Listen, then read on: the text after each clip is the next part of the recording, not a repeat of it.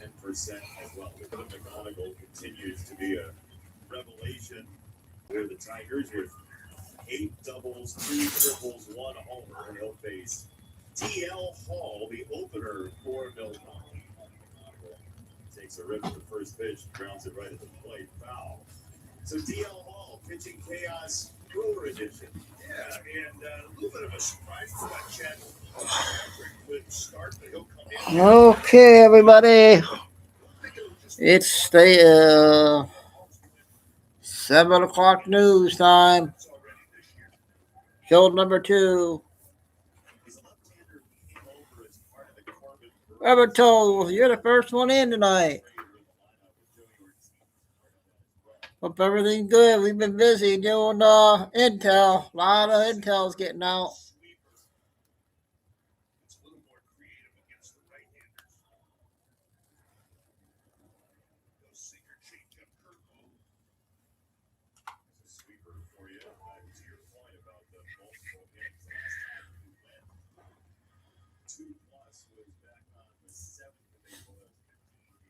We had internet issues last night, so hopefully tonight is better. I had to re-stream like 4 times last night on the second show. Nothing on there yet, boss. We got a better Captain Kyle one, I think.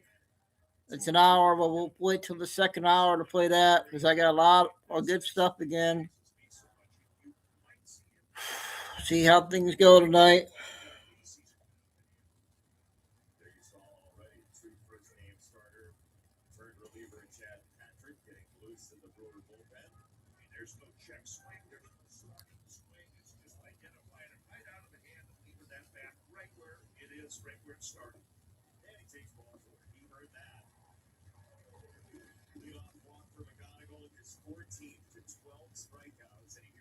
So we're going to start here right on top of the hour here. Wait a few minutes.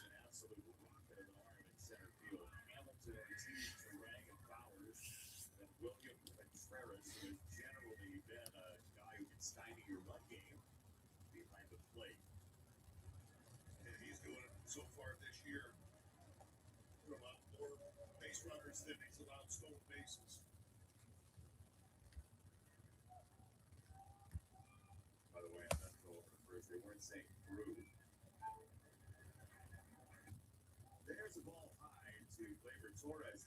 So our CNL award on deck hitter is Jemai Jones, and he's in that 3 spot in part because Pat Murphy called a this morning. And we do got a Billy Bean tonight, 20 minutes.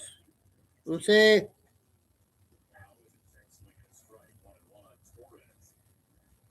so AJ Hinch kind of has to think about the tactics. Do you want that versus right at bat in the first inning? You guarantee it by putting Jones in the 3 spot. You know, and with Hall starting, we really only got Serpa in the bullpen being left-handed because Aaron Ashby threw yesterday, threw 27 pitches. He might be available for hitter.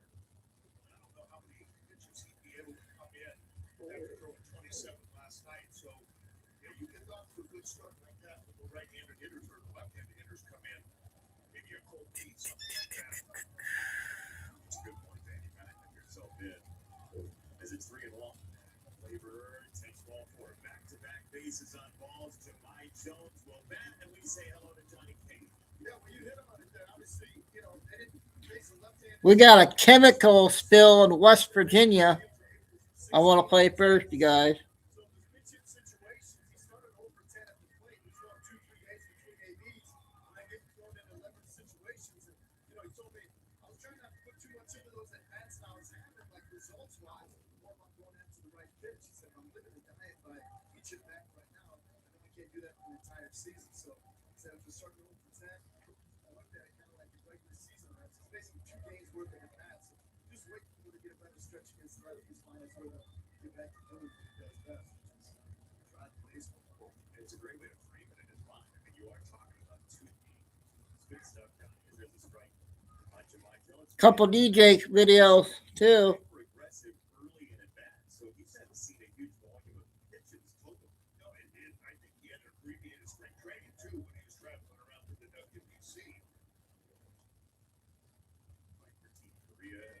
There's short clips this time.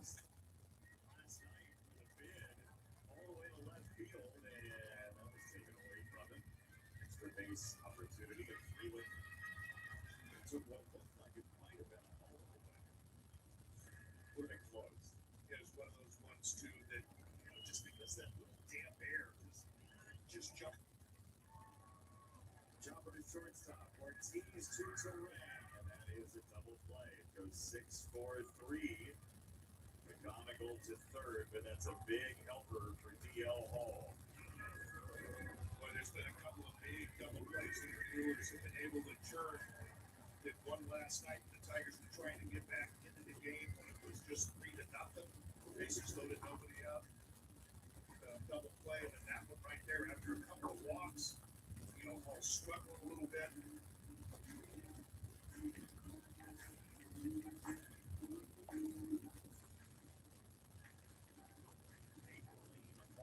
Face Riley Green left on left.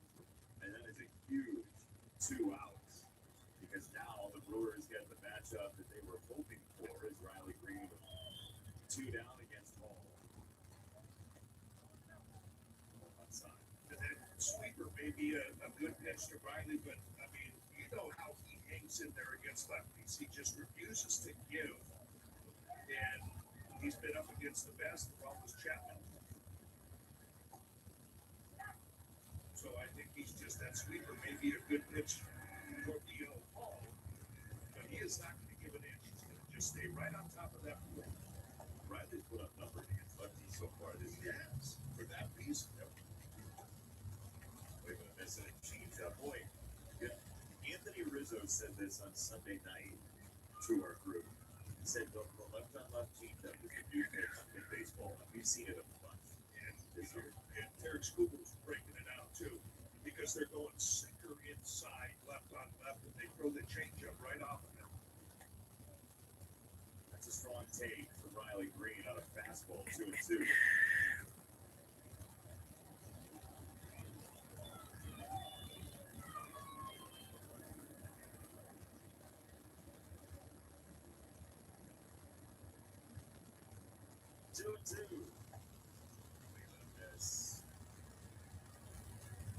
Look promising. Circle green. No score after 1.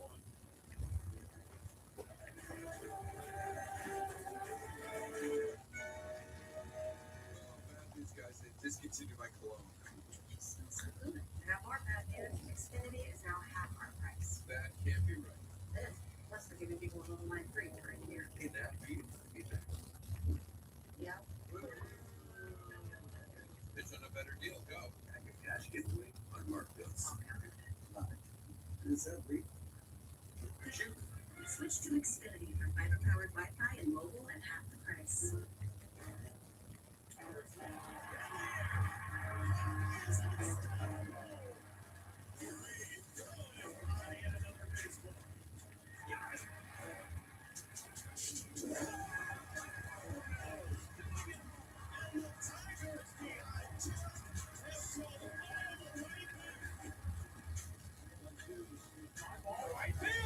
And we'll wait a few minutes here. Almost time.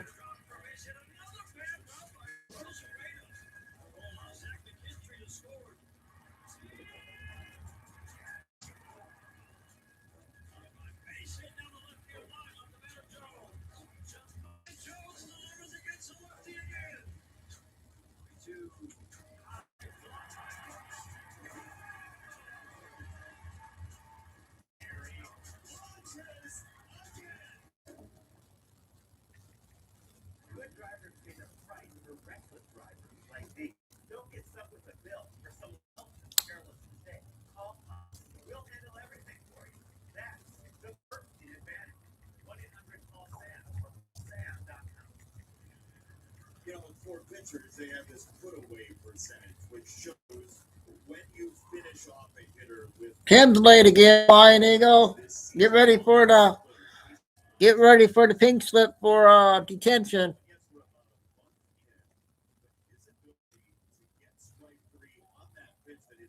They got 2 minutes. Carroll might be late too.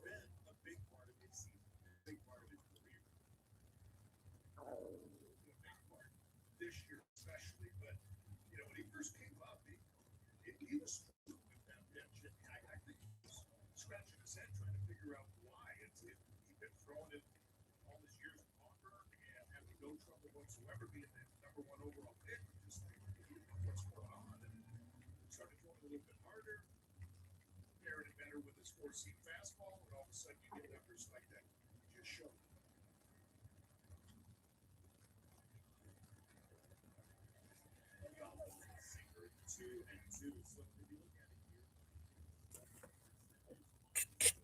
All right. It's go time.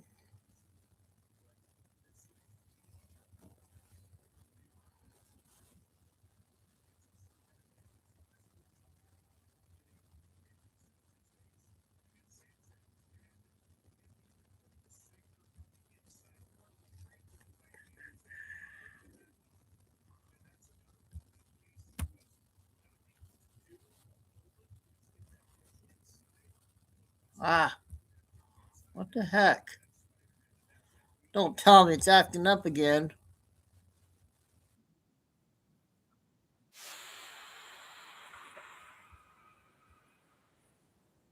We fight.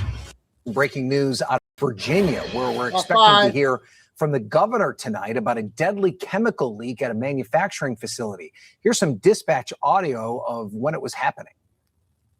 Yes, reports of 3 employees unresponsive. The same one subject is turning blue. It's favorable. We need to flush these guys off. Local officials say that 2 people are dead and 21 people are hurt. These images show first responders on the scene, some of them in hazmat suits. Authorities say workers were cleaning and decontaminating the area when officials say a chemical reaction happened. Kimberly Keggy from our West Virginia NBC affiliate, she's on the scene and is joining us now. So this has been a really chaotic scene here for most of the day. First responders initially called to this area around 9:30 this morning in Institute, West Virginia. Now, this is the Ames Goldsmith Catalyst Refineries in Institute, West Virginia. They're a silver extraction business. They basically take silver from industrial waste.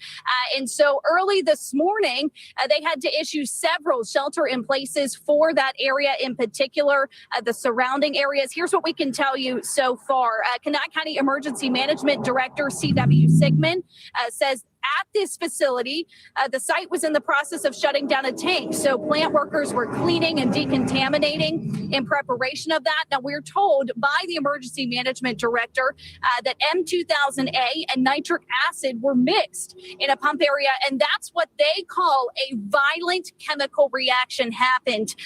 We are also told several employees who were in the close proximity of that tank, the affected workers there using respirators, they were drug out. We do know that 2 of those workers, first responders and firefighters, attempted to revive them by using CPR. At this point in time, though, the company has confirmed now 2 of those workers have died tonight. We can tell you 1 other person is in critical condition and at least 20 others are hurt. And some of those who had to go to treatment were actually first responders who just ran into harm's way to be able to get the affected workers to nearby hospitals. But those first responders also having to go through that process of being treated for the chemical reaction that happened. And so that is certainly something that we have been just getting some updated numbers throughout the day on. Now, at this point in time, we are told, from those officials, we have started to see things wind down here. This road was actually closed, and we do know that necessarily the seriousness of this nature is starting to wind down about a bit. that today? Okay, Kimberly Keggy, thank you so much for that report. We appreciate it. We thank you for watching, and remember.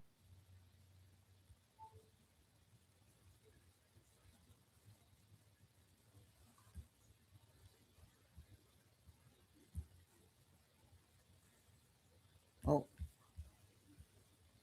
not ready for that one yet.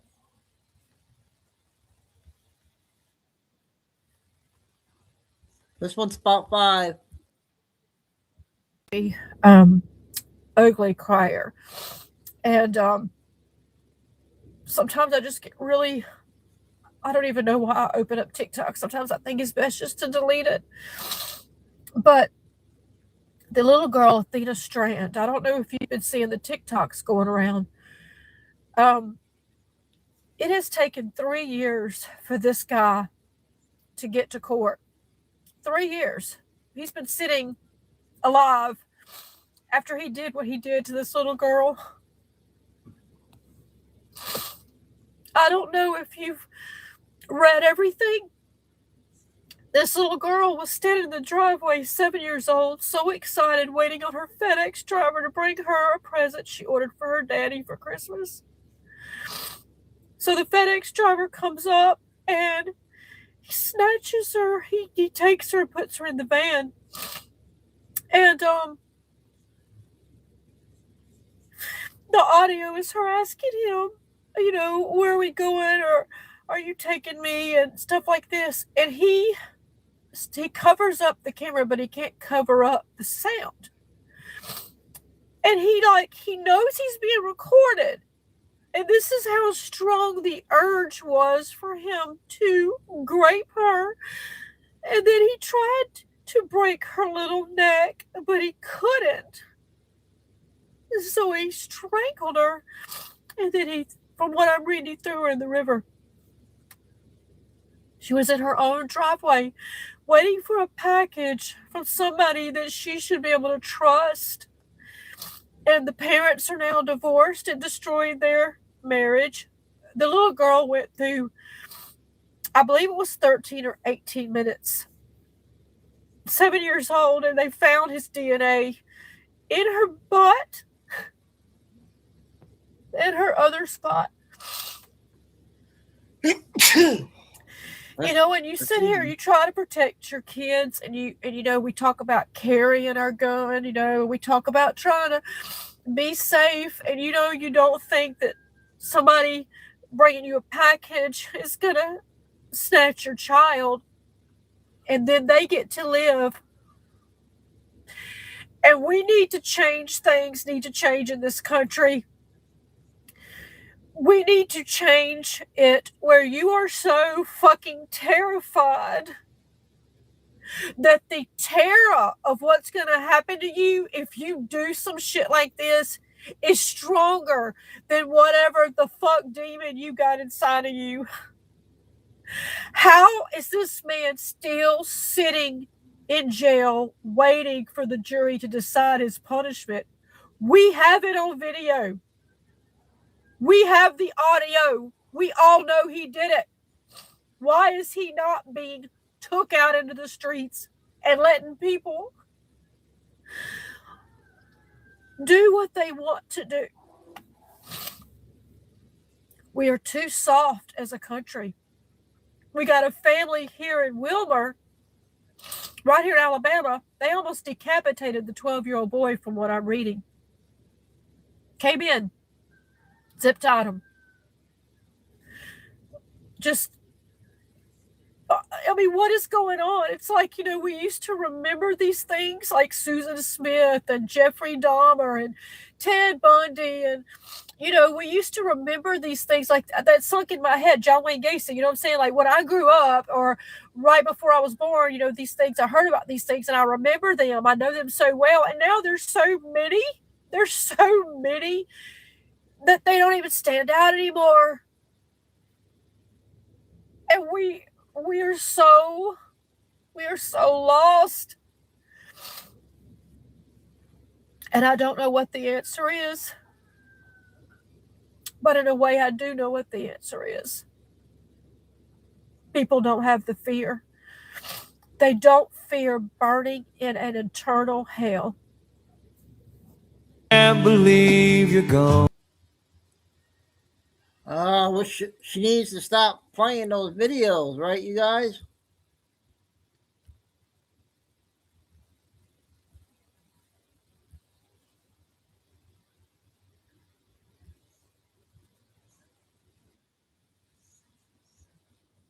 This just came out. I'm going live right now. I'm going to do a part 1 and part 2. So hang with me. I need to do this for some housekeeping. So this is going to be the part 1. I haven't gone live yet on Facebook just because Instagram, I need y'all to know that a lot of times when you get a lot of comments in the comment box, it'll pause the video. So that's what's actually clogging up things, because so many comments at so many times, it's trying to process all that. First one's So about if you would just 3 kind of minutes. listen. All right. If there's any kind of trolls in the comment box, they're to be expected, because they want to be me so bad. We know that. So just let them troll. We'll get to them after a while. When you're on the top of the hill, everybody wants to knock the bull off the hill. So they're not going to be able to do that, because they're not going in the history books and somebody else is. So that's why they're mad. And they're lazy. Always remember, these people are lazy. It's always easy to criticize because they're sitting back there on their little keyboard warrior. Oh, I'm shaking so bad. Did a few videos. Oh, you're talking bad to me. Oh, gosh, what am I going to do? Come on, people. All right, so we're going to do this video for all the clowns out there. There's a lot of clowns. All right, it's to be expected. So what we're going to teach you is what is to be expected, what isn't to be expected, how to sharpen your skill sets on who is and who isn't, all the mouths out there. There's a lot of mouths, very few brains. So ladies, a lot of you ladies are following these clowns. Now, we can't be bragging on you women for being intellectually smart and all the other things, intuitive, et cetera, et cetera, et cetera. When you're following a bunch of clowns, all right, you can't be doing that. That's validation. You can't do that. You need to sharpen your skill sets to know who you're following. So we're going to do this. And so I'm going to go live on Facebook. So just remember, to me, comments. Don't worry about the trolls. They're to be expected. All right. Going live on Facebook. Here we go. And remember, I look at the Facebook. And I got part 2 here.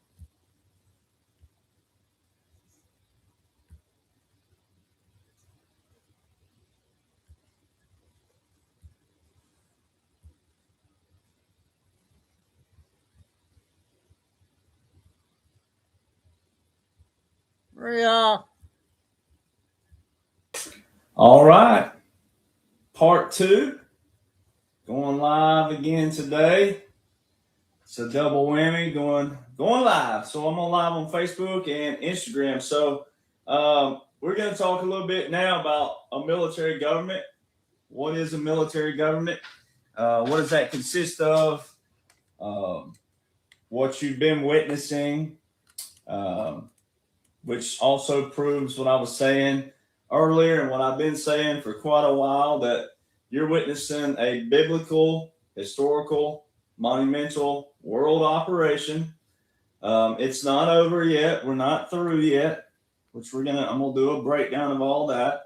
But we're not through it yet. It is all backed by the Constitution, though, for all these constitutionalists out there who don't know a single word from a single sentence of a single paragraph of one single law currently invoked. We're going to go over that. So let me do something here. Here we go. I'll take my blue screen off. That way it's a little bit more clear. And I'm going to start prefacing more and more on the front of these videos, just because it seems like people maybe need to hear this a little bit more often. If you didn't see my video earlier today, I showed something for the first time that I haven't shown ever. Well, I'm going to play that one.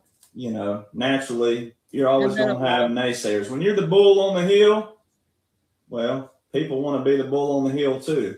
But cream rises to the top, and a lot of these people aren't that.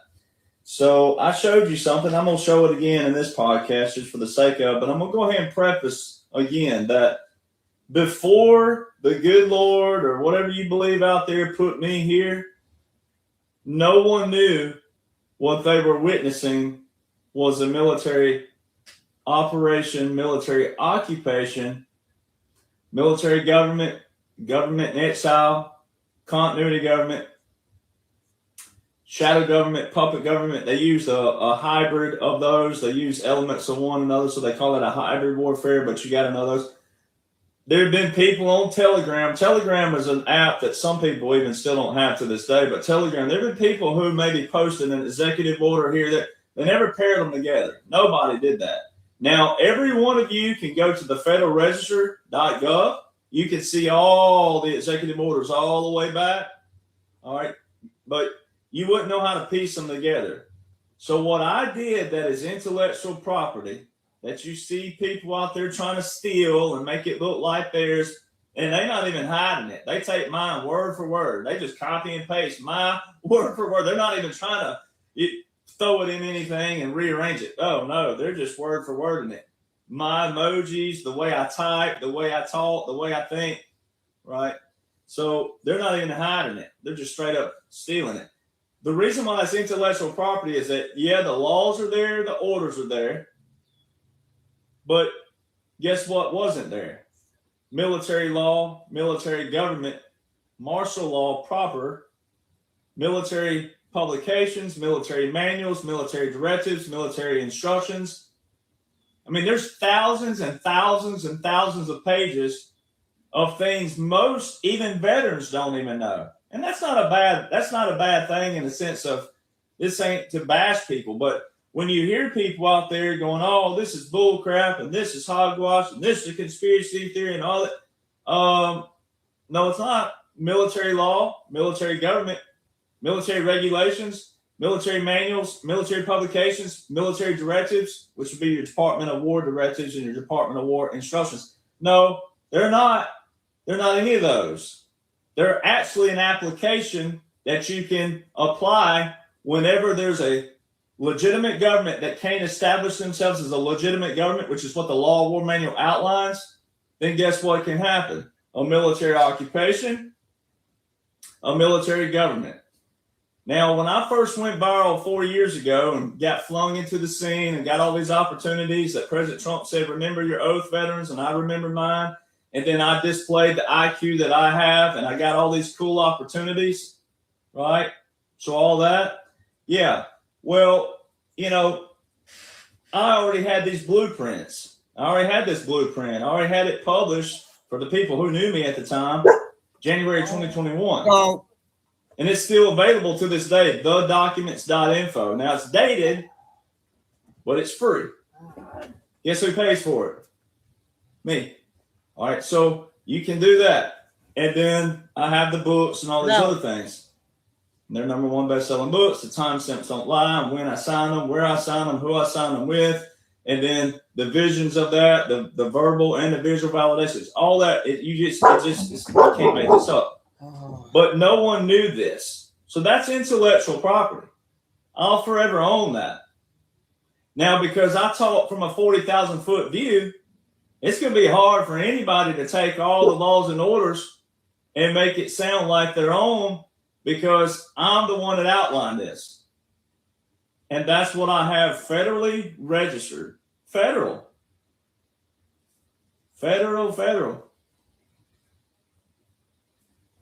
And the reason why I sound like I brag about it so much is because, well, I'm protecting you from the people out there who have bad intent, who have bad motives.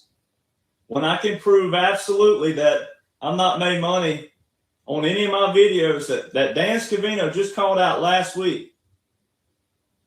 So it does matter from that standpoint. All right, Chico. And once everybody out there in the world knows that there are two books that outline what they outline, it's game over for all these blue checks that think there's somebody. Most of them don't even have a true social, which is what's funny. President Trump told everybody, he told you civilians too, so you can slap yourself on the wrist for not doing it. He told every one of you to join True Social, and a lot of people still haven't. But these books right here, today is the anniversary of Paul Revere making the Midnight Ride at midnight from April 18th to April 19th at the midnight hour.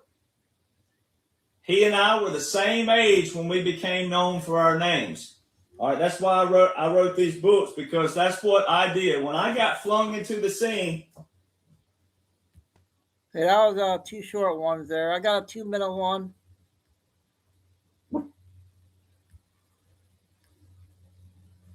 X2 report might be good tonight. News Force got it.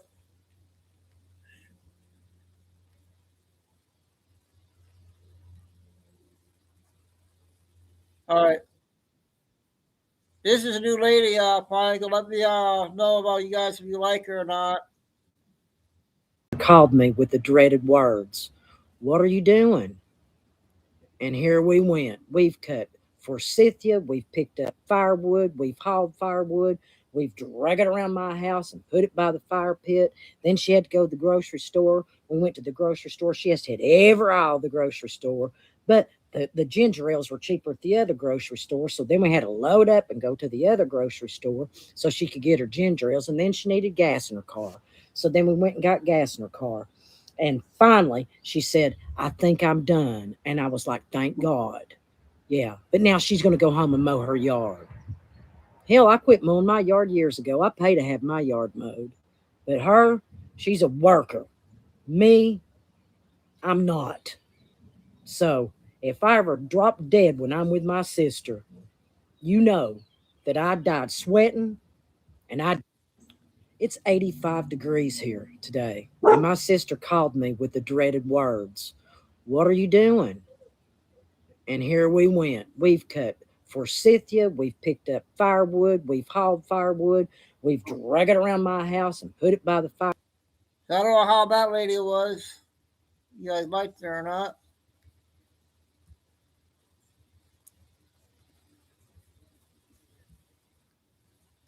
Not sure who this one is. For America and the end of the old world.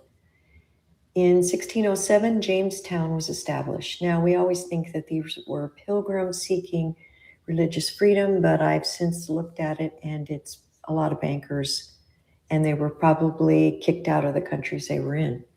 Then we had the Pacific Northwest Cascadia earthquake, which was up to 9.2. And to me, this might have been when California was no longer an island because of this great earthquake that filled in the Red Sea and probably sank the outer parts of California. By 1800s, we have another earthquake in the Midwest of America, and right afterwards, we have an expansion into the rest of the United States. By 1861, we have the Civil War, which I actually think is the newcomers are now fighting Tartaria and trying to take over. It's called a civil war over slavery, but I really think it was a fight against the indigenous dark-skinned Moors. And actually 50,000 troops, British troops, headed over to America to fight in the Civil War, something I didn't know before. Of course, they were on the Union side. And I think that the Southern side was the old world because it was totally destroyed with weapons that could melt railroad ties around trees. Then in 1854 to 1929, we had the Civil War and the Great Depression. And I imagine it was depressing to see Tartaria fall. This was also at the time we had 250,000 orphan children sent out on trains to the East Coast. So I'm wondering if these children were the ones whose parents fought in the war and were either killed or imprisoned in the mental asylums, which were actually started in 1844 to 1890. Right afterwards, in 1876, we had started our World's Fairs, where the invaders, I believe, were showing off the old grand cities of Tartaria. What I think is the timeline for... I don't know who that was. I hope that was okay. I got a school board video with a father.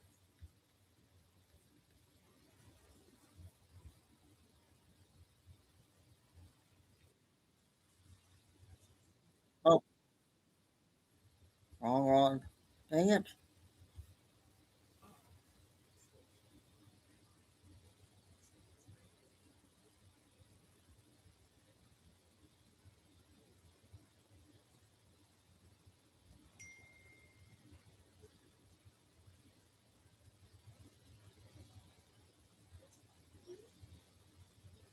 Hang on a second.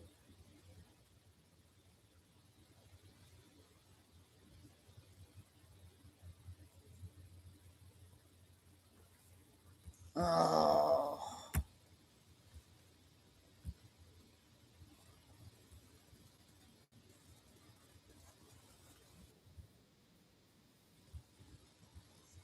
Portland School Board meeting.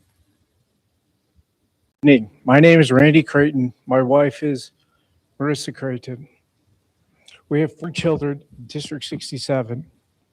On April 14th, my son was walking between classes at DPM where a group of boys attacked him. They grabbed him, put him in a chokehold, pulled his sweater over his head, and dragged him into a bathroom. Once inside, 6 of them beat him. They punched him, kicked him in the shins and stomach as hard as they could. One hit him repeatedly with a water bottle, even after my son begged him to stop. Another spit on his face. They tried to force his head into a toilet. The only reason they failed is that 3 other brave 6th graders stopped and protected my son. Not school staff, students. After the attack, one of the attackers offered $100 to anyone who puts Carmine in a toilet. I have since learned that at least 3 of these attackers have a documented history of bullying going back to elementary schools. Other parents have reported it. The district did nothing. And now we're here. My son paid the price. The district's initial response was wholly inadequate. 1 attacker was not suspended at all. 2 got 2 days, 3 got 3 days. That's it. I truly believe that if we didn't say anything, if we didn't pursue every single avenue and channel to force District 67 and the DPM administration to do the right thing, the attackers would not have got any additional suspension. District 67 and DPM only acted because they were forced to. What is even worse, on Thursday, when my son went back to school, 48 hours after the attack, DPM and District 67 assured me, my wife, and more importantly, my son, that none of his attackers would be at school that day. That was false. Sir, I'm sorry, your 3 minutes is up. I apologize.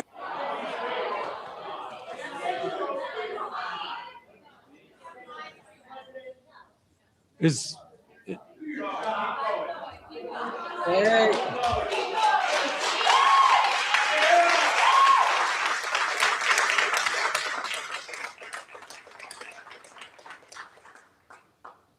the audience done?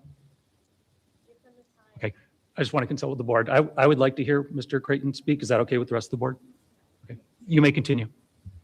when my son went back to school 48 hours after the attack, DPM and District 67 assured me and my son that none of the attackers would be present at school. That was false. The one attacker who was not suspended at all was at school. This attacker confronted my son.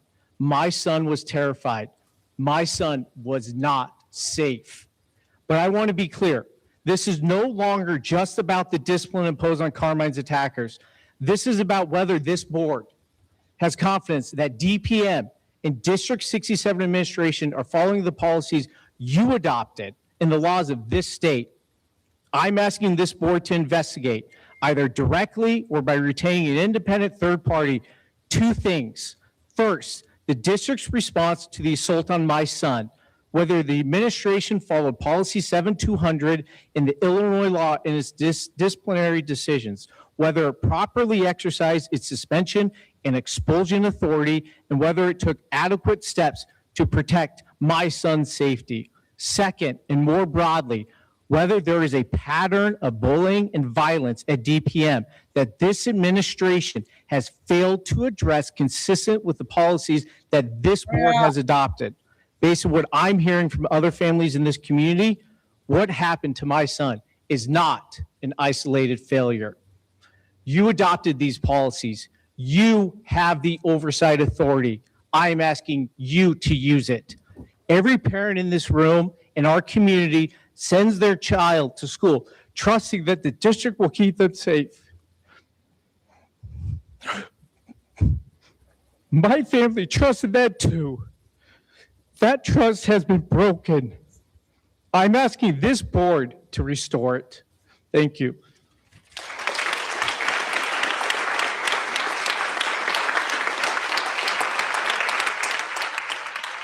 How was that? 7:41, you guys? Okay.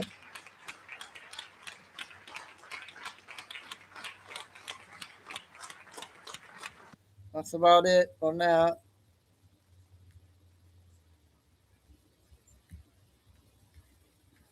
Okay, see where I'm at now. I'm not sure on this one, you guys. Let me know and I'll stop it. 5 minutes. 5 minutes.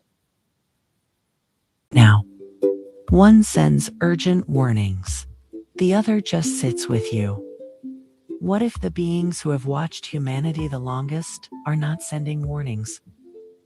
What if they are sending stillness instead? There are two frequencies reaching Earth right now. One arrives like a siren. The other arrives like a tide. Both are real. Both are loving. But only one of them, your nervous system, actually knows how to receive. The Galactic Council is not a governing body. It is not a fleet. It does not issue directives or timelines. It is an ancient collective whose entire operating system runs on one principal presence. They do not watch humanity with alarm. They watch humanity the way a wise elder watches a child learning to walk, with complete faith in the outcome. The Galactic Federation operates differently. They track time. They monitor trees. They send signals that translate into human language as hurry, pay attention, something is coming. Their love for humanity is genuine. But here is the question the Council quietly poses. If you speak urgency to a species already drowning in urgency, what have you actually changed? Here is what neuroscience confirms. Your amygdala, the ancient threat detection center of your brain, cannot distinguish between a deadline at work and a galactic warning. It registers both as danger, and a brain in danger does not access wisdom. It accesses survival, which means urgent messaging, however will may be locking humanity deeper into the very frequency it is trying to shift. The scarcity program does not need outside enforcement. It runs automatically now. You look at another life, and your mind whispers, they have more. They are further ahead. You are behind. This is not truth. This is architecture. And any communication that adds more urgency to that architecture, even cosmic communication, is feeding the program, not freeing you from it.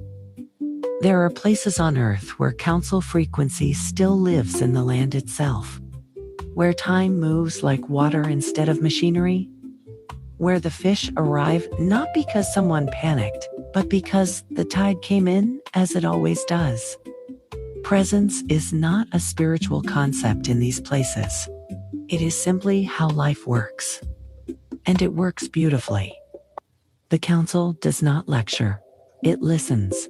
It does not demand belief.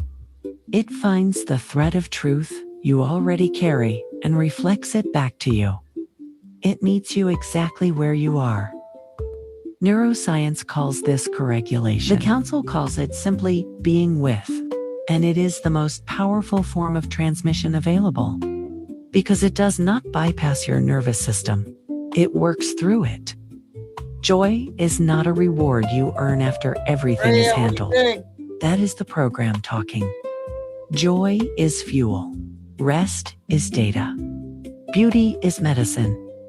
The Council has always known that a human who has genuinely rested in something beautiful will create, love, and serve from a completely different frequency than one running on cortisol in comparison.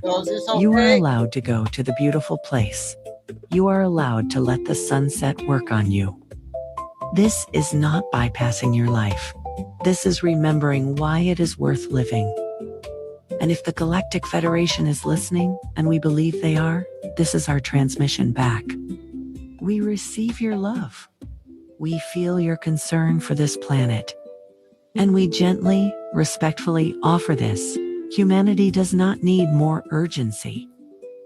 It needs more examples of what it looks like to be at peace while fully present. Show us counsel frequency. Help us remember what our nervous systems have forgotten. We are ready to receive a different kind of signal. You do not have to earn your stillness.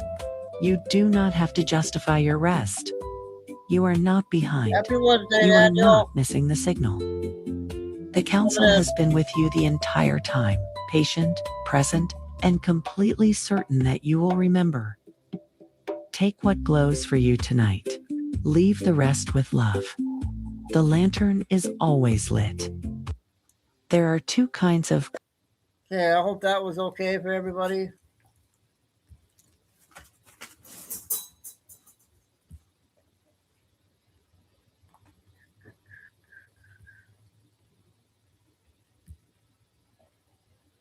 I'm going to play Billy Bean.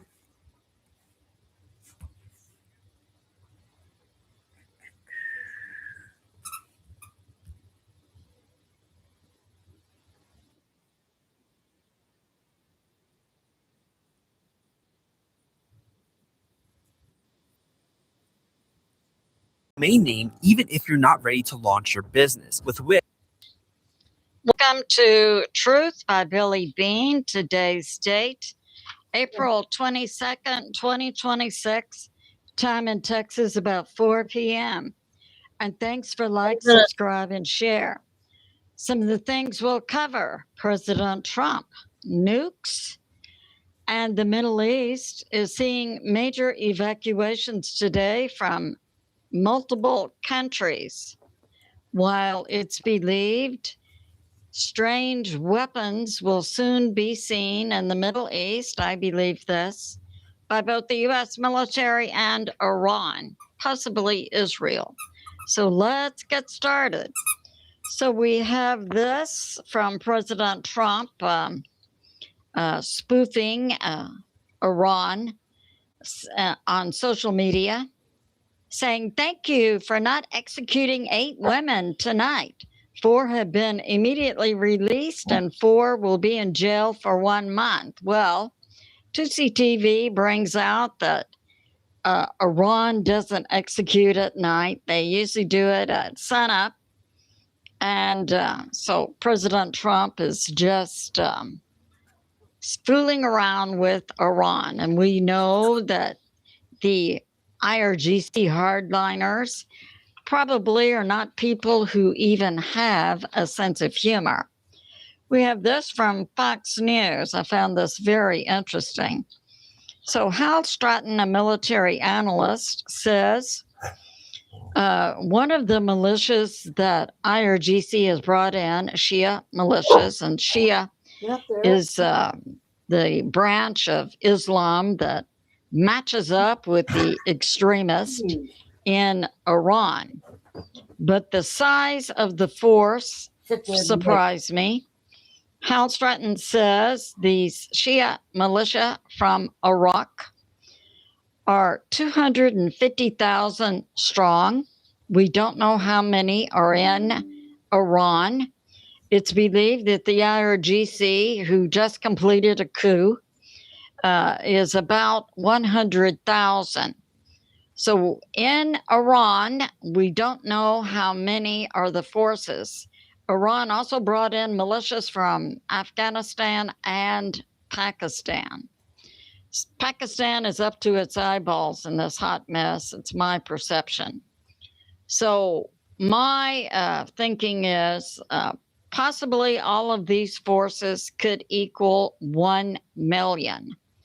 So we're hearing also that U.S. ships have recently been rearmed with new strange weapons coming from Diego Garcia, and Iran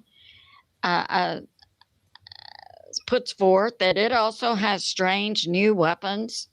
Intel provided that these strange new weapons came from Russia and China, and it's my position that I find it unlikely that anyone in Iran can operate these Russian and China weapons. So Russia and China must also have brought in special forces or their operatives to operate the new weapons. So that's going on, and we know the combined plan, I believe, by Iran, Russia, China, and Pakistan is to take down the U.S. military. We have this from Ward Carroll. Rumor has it that President Trump was open to using nukes in Iran, while the U.S. military is not. Now, I put this forth, and the U.S. military says they have achieved their military goals in Iran. What still is not achieved by the U.S. are geopolitical goals like regime change. So that's going on. And the U.S. military posture appears to be that the U.S. military preps for a second wave of epic fury. Now, I've put this out before, and we'll see if it comes, that while the U.S. military states epic fury has achieved military goals, and I believe the U.S. is now prepping for this second wave, I put forth the possibility that this will be a new operation name. And we have this.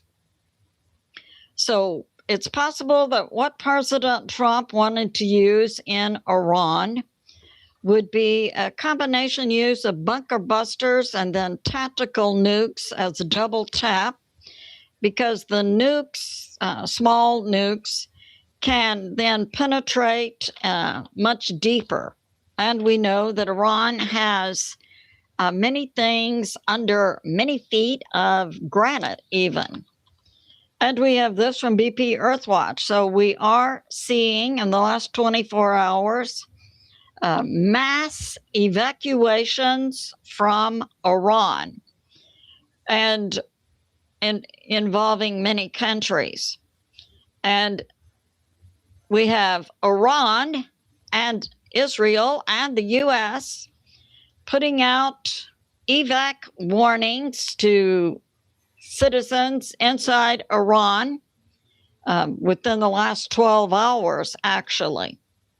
And other countries, such as Russia, has completed its evacuation of 600 Russian engineers and scientists from its Bushehr nuclear power plant. Other countries now are evacuating today. China sends planes. France and Italy give warning to its citizens inside Iran. We have a warning from the UN Maritime for ships in the Persian Gulf to evac. We also have Iran issuing an evac warning for oil and gas facilities in that area in Saudi Arabia, Qatar, and UAE. And we have President Trump saying, yes, from Diego Garcia, the U.S. military, new types of weapons, and they are en route right now to the Middle East. And we have Iran, U.S. intel, that Iran, U.S. intel and Russian intel, that Iran had received new strange weapons from both Russia and China. And we have this from Tusi TV. So the IRGC has completed a coup. Now the IRGC threatens to cut underwater cables for internet and other things in the Middle East. It's highly unlikely that Iran has the capability to do that. We know the U.S. military has wiped out the traditional navy of Iran. All they're left with are small speedboats. We have also an evac warning today from the U.S. State Department, Marco Rubio. Any American citizens left in Iran should immediately evac. And we have this from U.S. CENTCOM. The U.S. military is rearmed and ready. And we have from the U.S. State Department, if you are in Iran, giving directions and countries to evac to from Iran, the U.S. State Department recommends going by land to Azerbaijan, Armenia, Turkey, or Turkmenistan, and do not go into Afghanistan and Pakistan. So this appears to be a multi-hit operation by the U.S. military. We have what's going on in Erbil, Iraq. We have that the IRGC is attacking Iranian nationals who are Kurds inside Iraq. That's happening today.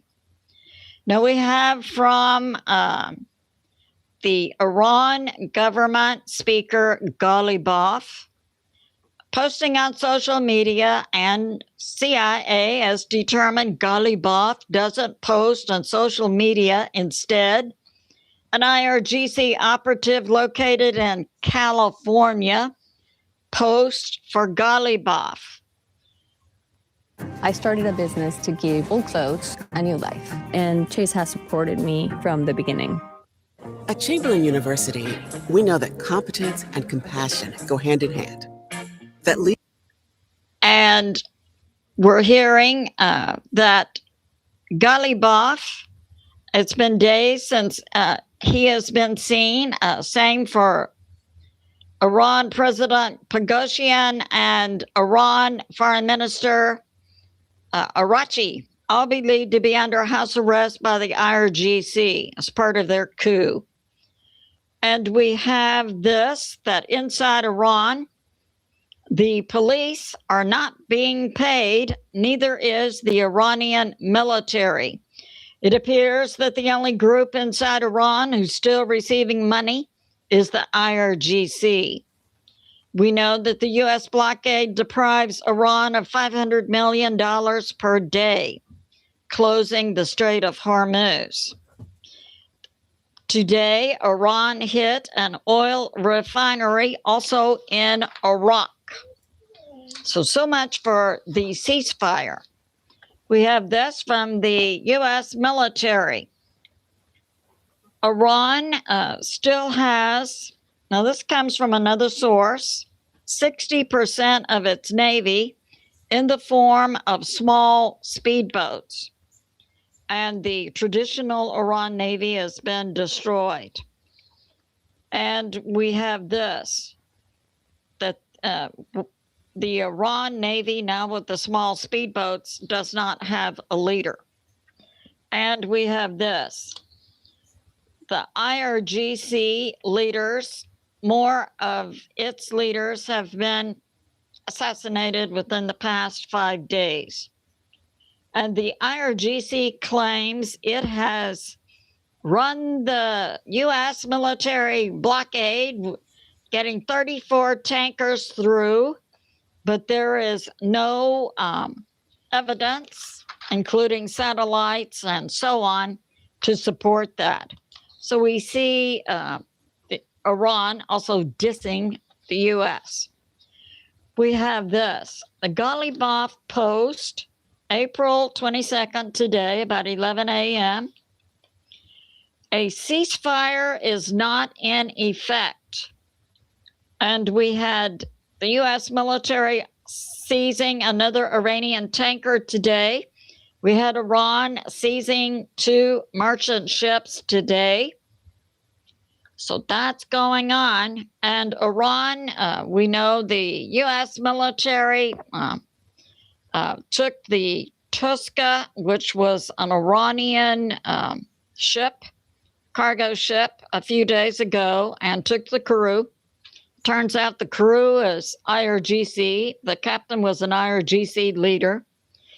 And Iran is calling this crew that the U.S. military has as hostages. And we have no social media post coming from Ayatollah number 2 since April 18. So we don't know if that's an indication that he has passed on or not. And we have this. We have a U.S. deadline for talks ending next Sunday. So the U.S. has extended the deadline, and they've also given a new date for talks to be agreed to. That's next Sunday. And we have this. We have, today, 3 vessels tried to run the Strait of Hormuz. Iran captured 2, and 1 made it through. Also today, the U.S. seized another, it's called a Iran shadow tanker, Tiffany, that was also under a false flag. So that's going on. And we have this. Yeah, the Gollyboff post that came out today at about 11 a.m. Ceasefire is not in effect. So that's going on. And as I said, it isn't Gollyboff who does the social media. It's an IRGC operative in California. And we have this. What's up with shipping reports and validates the 3 ships that tried to run the Strait of Hormuz, 2 captured by Iran today, and that the U.S. military also seized another Iran tanker. We have this, that the U.S. military has diverted 5 Iranian tankers also today. And they have gone back to Iran ports. They're not being allowed to leave the ports in Iran by the U.S. military. And we have this, that now we're hearing also that some Iran tankers are getting out of the Strait of Hormuz, and they do that by hugging the close coastline, remaining in the 12-mile territorial waters given to nations by maritime law. So they can hug the coast, go from Iran, the coastline of India, and then the coastline of Pakistan. So we do hear that is happening. We have this from Israeli News Live, more information. So we heard a couple of weeks ago about the crash of the F-15 Strike Eagle, pilot down who was rescued. His WEZO, his weapons system officer, was rescued about 2 days later. During that process, we had missions overlapping. Having trouble. We had an ongoing mission, U.S. military mission near Isfahan, for the U.S. military to come in and seize the enriched uranium from operated by Iran, or in possession of Iran. While that mission was going on, we had 3 C-130s land near Isfahan. 1 plane landed safely. 1 was hit by a man pad about 100 feet off of the ground as it was coming in for landing by a nearby instructor for the IRGC. That plane was later destroyed by the U.S. military. And so we had 1 land safely, 1 that came in, ran off the runway, got stuck in the sand. That one was destroyed. And we had a 3rd one that was damaged and taken out of operation by the IRGC. So that's going on. And we have this. that we have from Max Afterburner. Iran has seized 2 ships today, but it's believed they will regret it. Now, through the eyes of a Polish journalist, is also talking about Poland has been working on an evac program for its people for about 2 years and has it finished, where Polish citizens in cities, once the municipality orders evac, that city can be emptied in 15 minutes. So what is Poland getting ready for? We don't know, but we obviously do see that the Middle East, Iran, Israel, the Gulf states, as well as the additional belligerent parties with Iran, Russia, China, and Pakistan are getting ready for some type of big event in that area. So it's good to be in prayer for America, President Trump, the U.S. military, and world peace. I love you, and I'll see you soon. Okay, well, we got. Ever struggled to get a credit card? We're catching up with Billy Bean. I'm gonna do. Shoot, I got a 55-minute Captain Kyle wanted. I don't know if you guys want to hear him or not. I don't know if you guys want to vote on it. I don't know how many people don't want to hear it.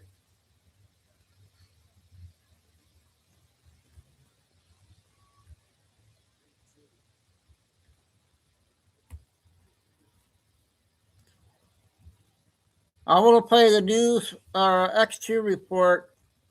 It was off news boards tonight.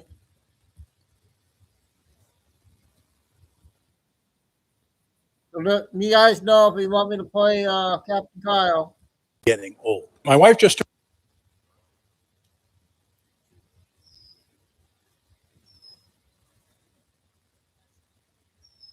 What's going on here?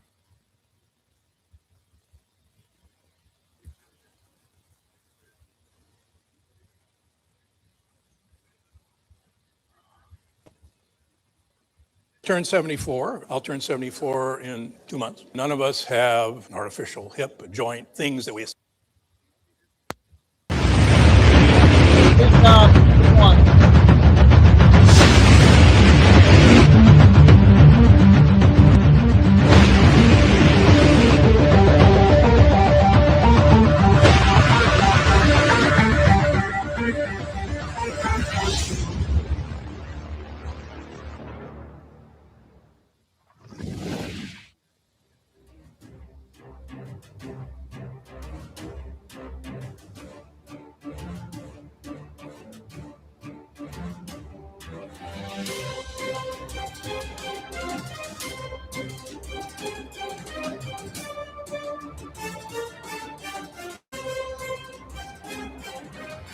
Hi, and welcome. You're listening to the X22 Report. My name is Dave, and this episode 3889. And today's date is April 22nd, 2026. And the title of the episode is EU is in trouble. Warsh in tune with Trump. The Fed will be restructured. I think we can all agree that lately everything going on in the world, and specifically our country, just feels loud all the time, and everyone wants you pulled into the noise. It's important to stay grounded and focus on things that help counter that. Yeah, and I have something simple and meaningful that does exactly that. It's this sterling silver cross necklace, and on its box are words that assist the United States into entering the golden age. And everything that the other countries are doing, especially Europe and Australia, New Zealand, they're going to head down a very, very different path. It's almost like the path that we see now with the blue states and the red states. Remember, going back in time, we said we're going to see a division. We're going to see the blue state, as they follow the Green New Scam, as they follow the World Economic Forum and the central bankers, those states are going to have a very difficult time. They're going to implode. The red states that are detaching themselves from all of this, they are going to do very, very well. And we're starting to see that now. And when you look at it, on the world stage, we saw the template out in Germany, and Germany was following that template for the Green New Scam, and their entire economy started to fall apart. The same thing with California here in the United States. And then if you start to look at Europe as a whole, you can see Europe is having a major problem. Remember, fuel prices are going up there. Inflation is going to be out of whack. They keep pushing the Green New Scam. They're going to have no energy. And you know what happened when Biden pushed the Green New Scam in this country? Energy prices went through the roof. Everything was very expensive. Report. And we know in the end what the central bank wants. They want to end this system. This system, they want it done. They want to try to bring all the other countries into a brand new system. But Trump, instead of going into their new system, he's creating a different system. And this system that he's creating is going to benefit the American people. And it will not benefit the private what's a central bank system. And I do believe this is why he nominated Warsh, because Warsh is now in tune with Trump, and he's going to be going into the Federal Reserve. Hopefully he gets confirmed. If not, I'm sure Trump has a backup. And no matter who it is, they're going to start to restructure the entire system.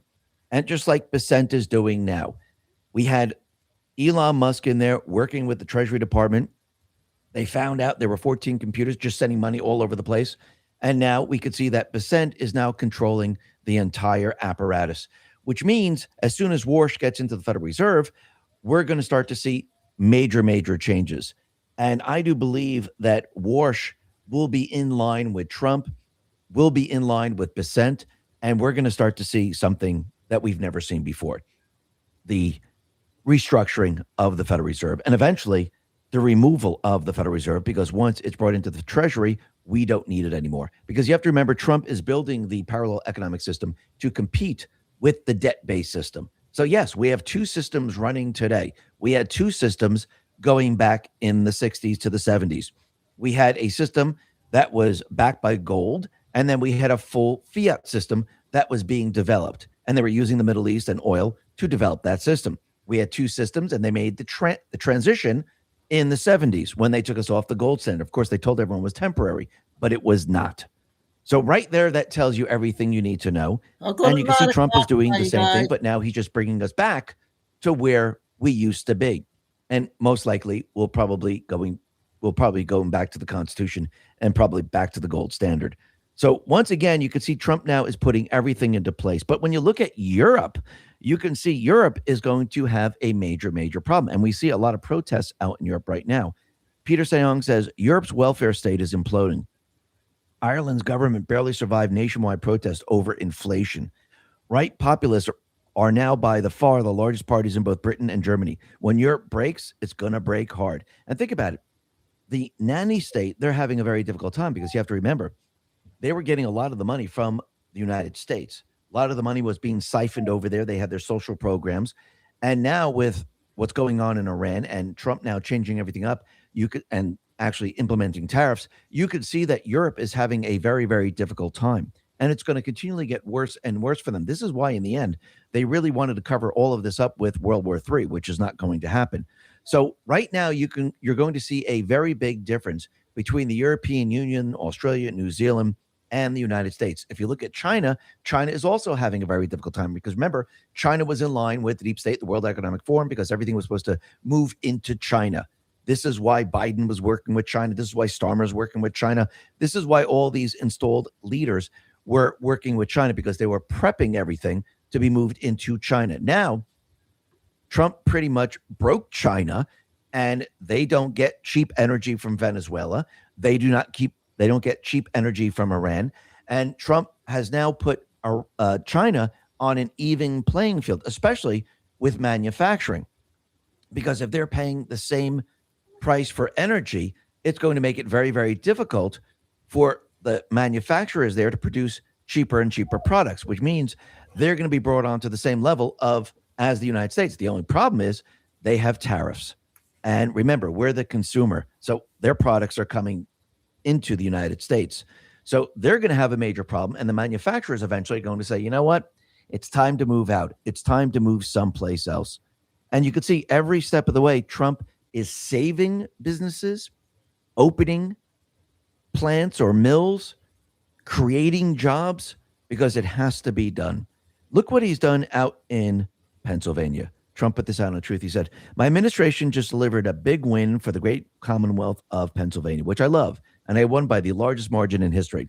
Based on this, the Commerce Department worked with Governor Josh Shapiro who has now agreed to keep open the two beautiful clean coal plants in Indiana and Armstrong counties. Radical left lunatics wanted to get rid of these wonderful plants in favor of wind farms, which kill the birds and are both costly and ineffective. We will never allow that to happen. Thankfully, we struck a deal and to guarantee these plants will not be retired. I will always fight for the fantastic people of Pennsylvania, President DJT, because again, what was Pennsylvania doing? They were moving into the Green New Scam, and they were going to remove the actual power plants that gave the people power and move everything into windmills and into solar power, which is sporadic. And basically, when you start to do that, did you know a popular looks maxing streamer said Gavin Newsom would beat JD Vance in the 2020 election because Vance was overweight and Gavin is better looking? Then Vance showed up to a recent interview looking completely transformed. Just weeks after the comment, everyone's pointing to GLP-1 type of drug, the same type of weight loss drug that 31 million Americans are on. But here's the thing. You don't need a prescription or a needle to get those results. This is why I'm obsessed with the particular GLP-1 supplement instead of a pharmaceutical override. It uses plant-based clinical studied ingredients like metabolate to help my body naturally boost its own hunger controlling signals. I get the same fullness and fewer cravings without the prescriptions, needles, or the growing list of side effects making headlines. It supports my weight management while protecting my metabolism, so I can keep the results for good. To kick off spring, get 51% off only at trimwithx22.com. Every order comes with free VIP coaching for life, a 60-day satisfaction guarantee, and free express shipping with subscriptions. Once again, that is trimwithx22.com, or just click the link in the description. You won't be able to manufacture. All you got to do is look at Germany. Look at California. It's a complete and utter disaster. All family pharmacy. Getting a prescription doesn't have to be such a hassle. And that's why I recommend all family. But again, like we said from the very, very beginning, the deep state, the central bankers, their plan was to move everything into China. And yes, make Europe a third world, every single country, a third world country, Australia, New Zealand, destroy the refineries, remove all the energy, shift the manufacturing. And they were trying to do the same thing here in the United States. And at the same time, while all this was happening, what were the central banks doing? They were ramping up on gold. They're still ramping up on gold. Now think about it. Why don't they ramp up on currency, on pieces of paper? Why do they need gold? Because they keep telling us that gold is not money. Gold is a barbarous relic. Gold is really nothing. Nobody uses it anymore. So why in the world would they need gold? Because that is the true money. That's why. KBC Letter on X put this out and said, central banks are sitting on massive stockpiles of gold after years of record purchases. Global central banks now hold approximately 38,666 tons of gold, reflecting 17% of all gold ever mined. Still, the largest portion of gold remains in private hands, with approximately 97,645 tons held as jewelry, or 43% of the total. Investment-related holdings, including gold bars, coins, and ETFs, are approximately 50,978 tons, making up around 23% of the total. The remaining 32,600 tons, or 14%, fall into the other categories, such as industrial use and private reserves. Central banks are now major players in the global gold market.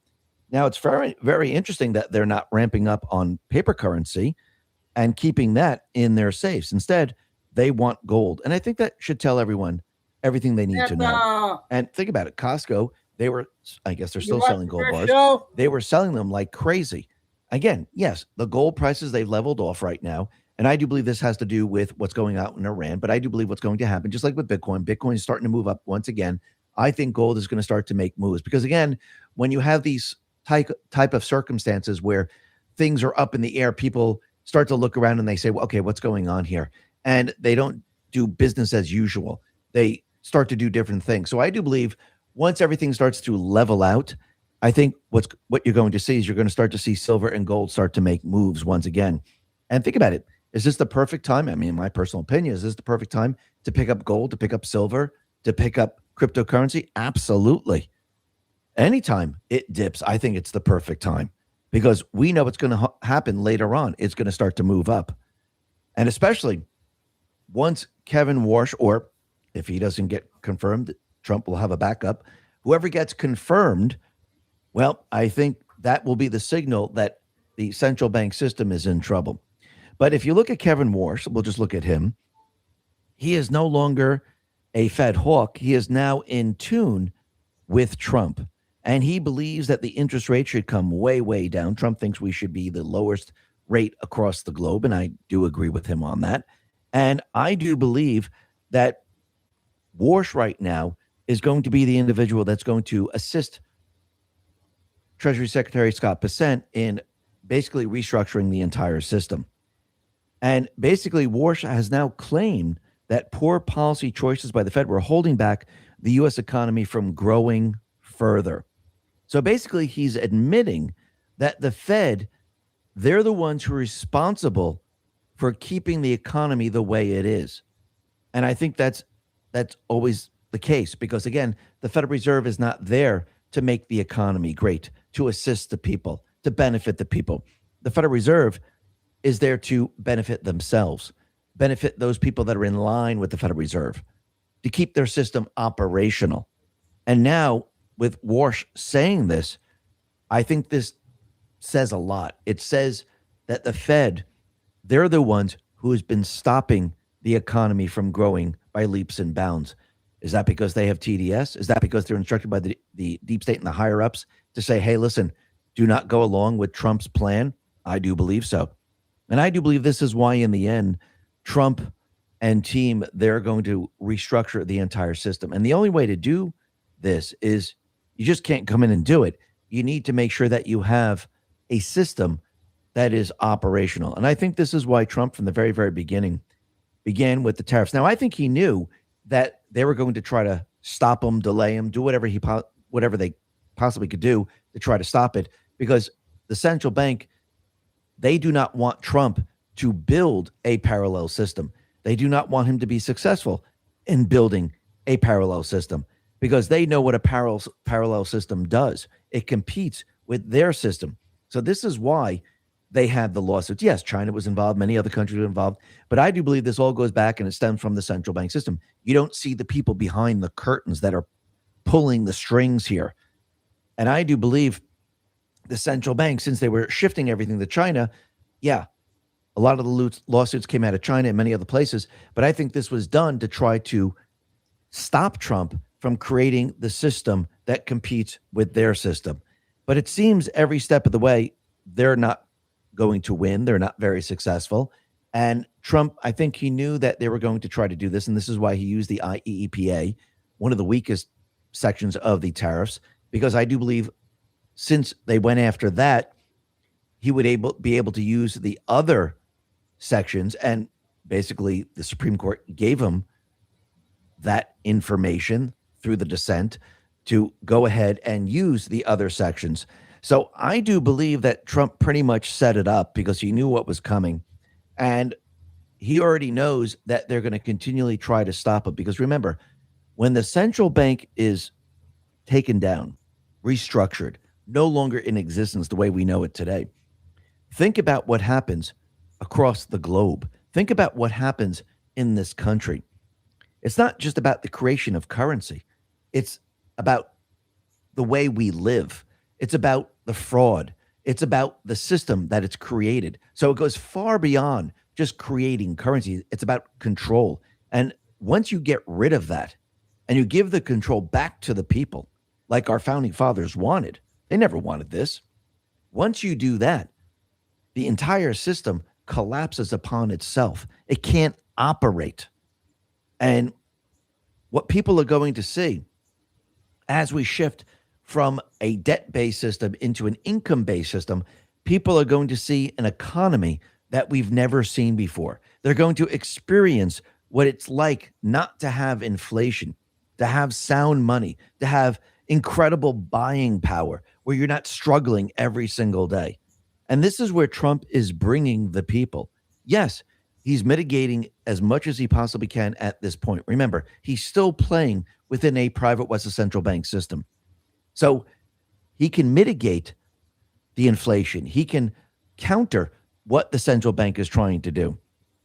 But again, in the end, to bring us to that golden age, eventually he's going to have to remove the Federal Reserve and restructure it into the Treasury and bring us back to sound money where we're no longer borrowing this money. So yes, this is where this is all headed. I mean, look, If you go back to 1913, they took us from a tariff system, sound money system, and they brought us into their system when the Federal Reserve was created for the third time, by the way. And it wasn't called the Federal Reserve. The other two times, they changed the name to make it sound like it was part of the government. And this was done on purpose.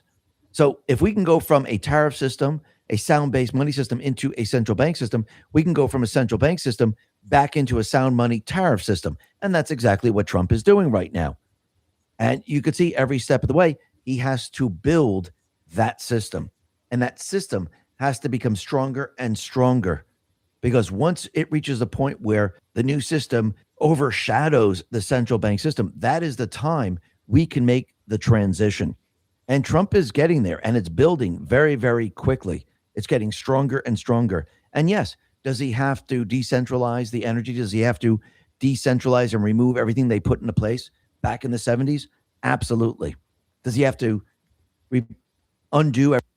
Here's how to legally steal gasoline from gas stations. This programmer got fired from his job at a German car. Everything they did It's about over, you since guys. 1913? Absolutely. Well, But again, you have to do it step by step. You just in. can't do it all at once.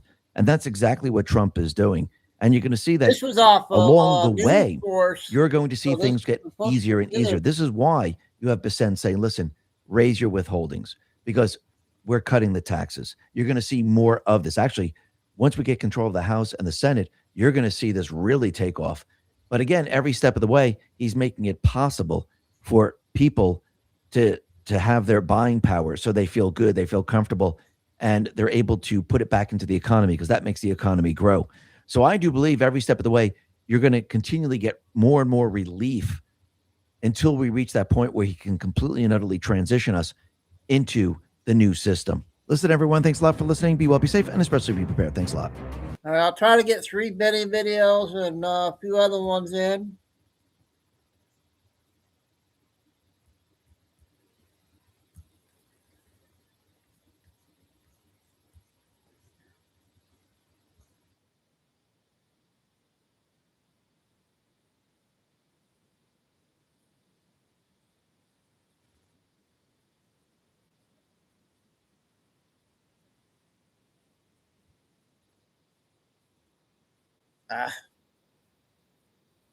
This one is 9 minutes.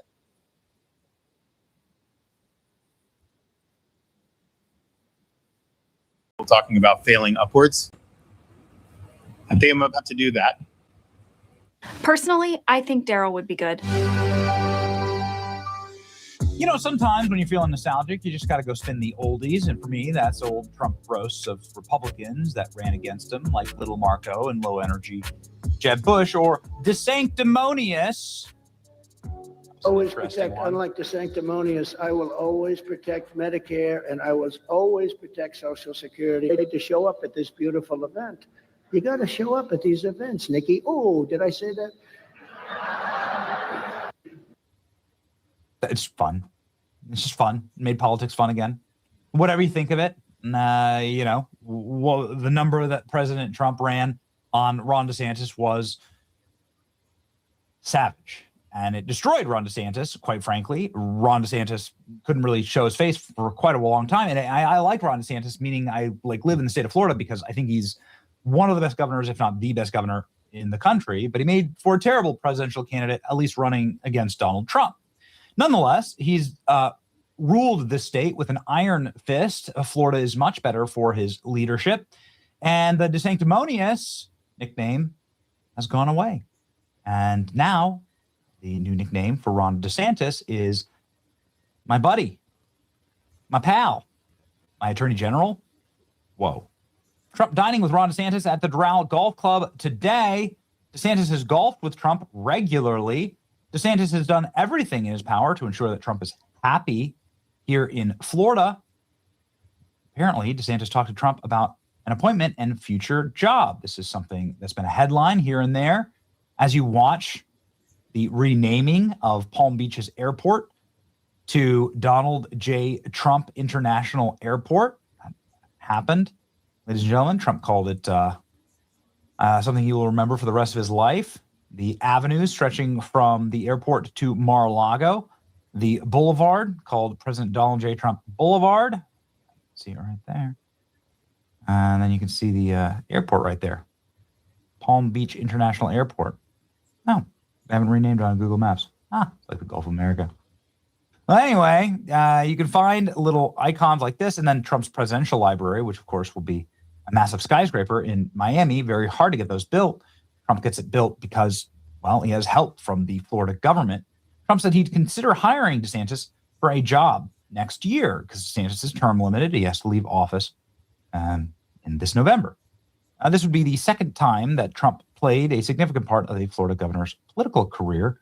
Trump did endorse Ron DeSantis before he was governor of Florida when he ran the first time, when he was pretty much a nobody and actually didn't stand much of a chance of winning. Very, very smart political move. And perhaps there's going to be a lot more Trump-DeSantis collabs in the future. This, ladies and gentlemen, from a brand new article out today, seconds ago, DeSantis begging Trump for a prime role in the administration. Oh, my. Again, Ron DeSantis is term limited. Not sure if he would want to run for senator. That's what some governors do. They go run for Senate. Others go run for president. But Ron DeSantis will be out, and this will be 2 more years of the Trump administration. So what does he want? Here we go. President Trump has told confidence that Ron DeSantis is begging for a job in the Trump administration, including Attorney General, Axios has learned. DeSantis also expressed interest in being Secretary of Defense and even a spot on the U.S. Supreme Court, according to 6 sources briefed on the discussions. Why it matters. DeSantis has to leave office at the end of his second term in January. He's looking forward to what he's going to do next, but he doesn't know, according to one source who said Trump is inclined to consider helping out his understudy turned rival turned friend inside of the room. DeSantis' future was on the menu after the 2 men had lunch at Trump National Doral Golf Club a week ago on Sunday. Ron was begging me to be AG, Trump said to one confidence who relayed the remark. I think he'd probably make a great AG.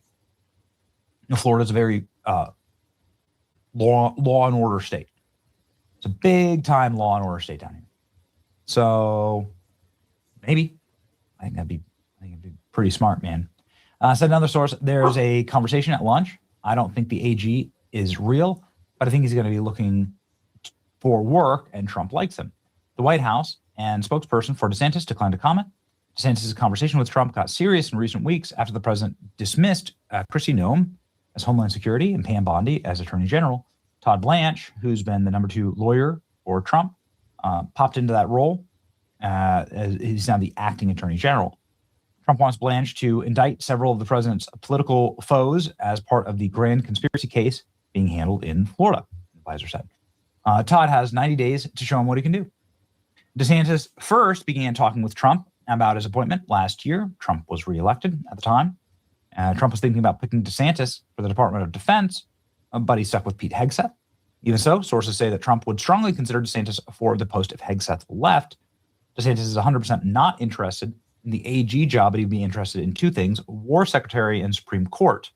His dream job would be the Supreme Court. DeSantis and conservative Justice Clarence Thomas said that it's almost to have a father-son relationship. It would be a hell of a legacy for Trump to put DeSantis on the Supreme Court. My goodness. DeSantis, who is a lawyer, waged a bitter but brief primary bid against Donald Trump. Bygones are bygones, said one Trump advisor. But that doesn't mean people forget. The big reason why people wouldn't pick Ron as his attorney general is there's a way too high chance that he would try to F the president over. All right. Well, I could have it on the Supreme Court too. Ron DeSantis tells Hannity that he might run in 2028 and wants to abolish the TSA. So there you go. I mean, obviously, he would consider running for president again. We'll see. I mean, I think that, in 24, like in Iowa, the people that voted for Trump, if he wasn't running, I would have gotten like 90% of those people. They were conservative voters, right? They didn't want the non-conservative that, they wanted me. And so, but the timing didn't work out, obviously, for that. So you just got to see what happens. Will you run for? Got to see what happens. Okay. JD Vance tops the CPAC straw poll at 53%. Marco Rubio, though, climbing. Ron DeSantis is on there, but at a paltry 2%. And this is where it stands right now. JD's taken a little bit of a hit. but we'll see what happens. Marco Rubio, 20%. Shady Vance at 39% is what the prediction markets say. DeSantis tried to bury her. Now she's helping Trump try and bury him. Susie Wiles, no fan of Ron DeSantis, and that's probably why he won't get a plum position, but we'll see. We'll see. We're excited for primary season again. We're excited for presidential primaries again. It's something that we will miss, though, in results like this. He's going to be out of the race very soon. He's going to be out very soon. You know, I watched him last night. He's standing up with his shoes, his fancy shoes. And he's going to be out of the race within, you know, a lot of people say before New Hampshire. He's going to be out. Fancy shoes. I feel blessed that we lived through it. It's a lot of fun. I support Benny. Like, share, subscribe,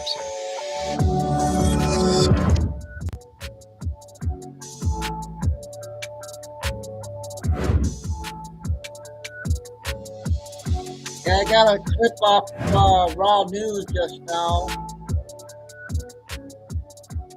that just came out.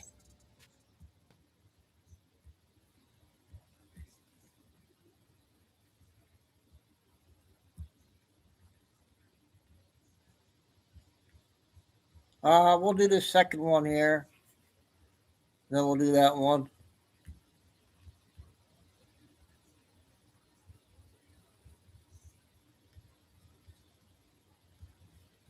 This one's 11 minutes.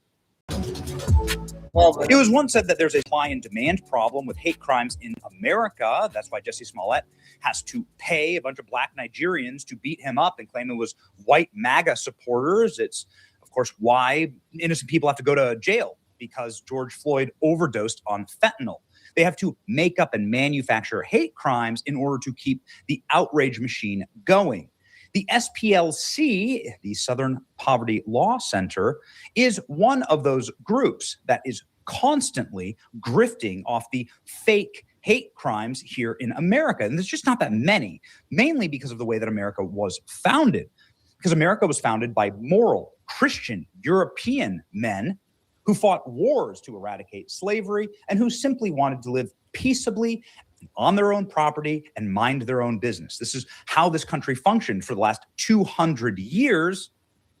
It was primarily 90% European and Christian, and most people just wanted to be left alone.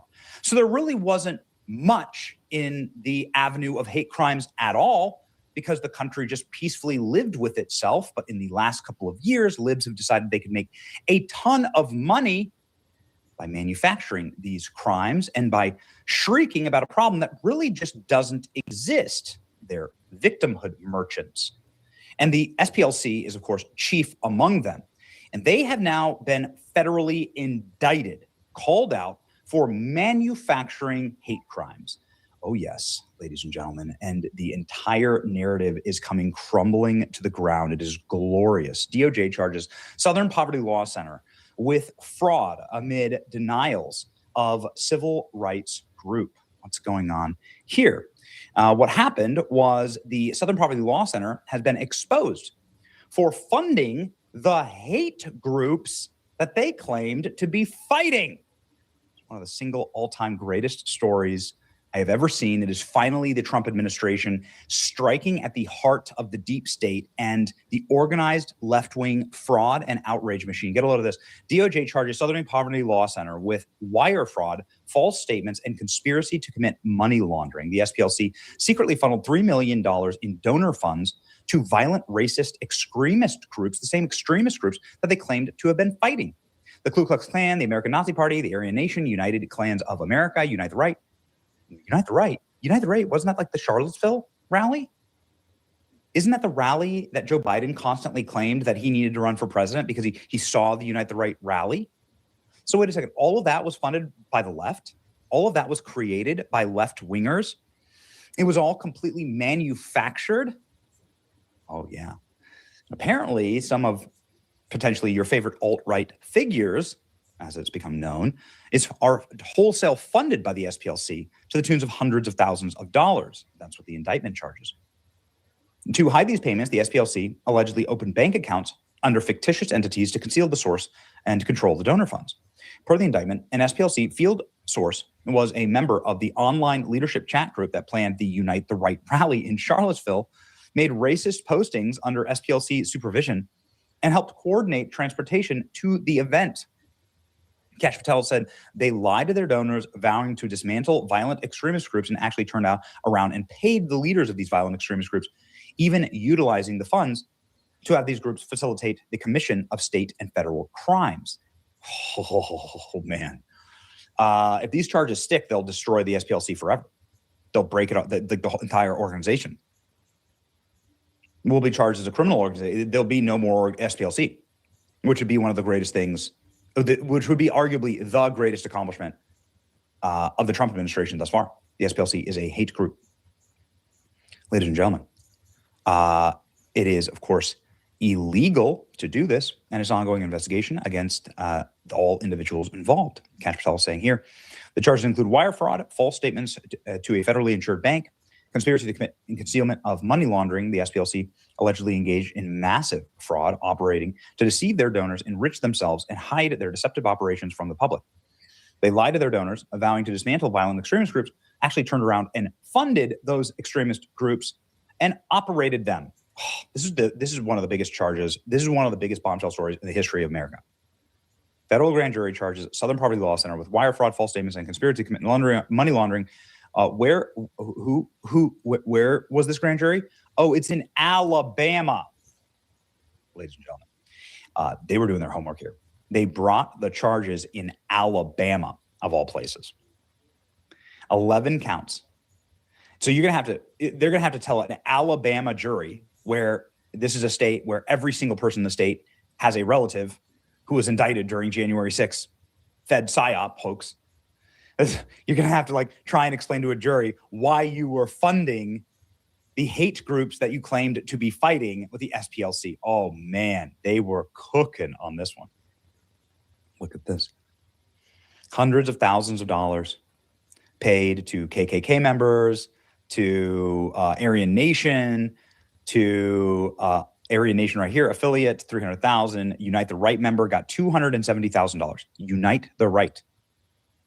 A reminder that this Unite the Right is the same one that every single lib used to try and run for president in 2020. Joe Biden said it time and time again. It was Charlottesville. That's why I ran Charlottesville. That's the op. SPLC is funded a large number of false flag right-wing organizations and events. This is a total scam. For the first time ever, Trump attacked the heart of the deep state. Look at this.